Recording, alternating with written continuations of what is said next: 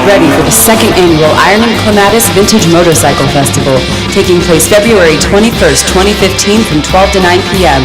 in historic downtown West Palm Beach.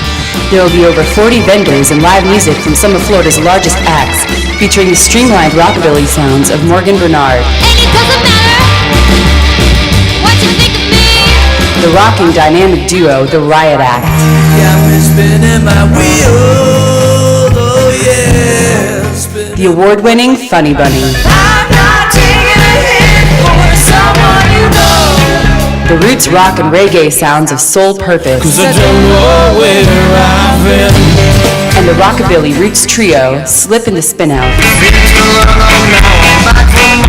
The show boasts a vintage pinup contest, as well as a raffle motorcycle with proceeds to be donated to the charity organization Canine Companions for Independence. Raffle tickets are available at vintageironclub.org and at the show.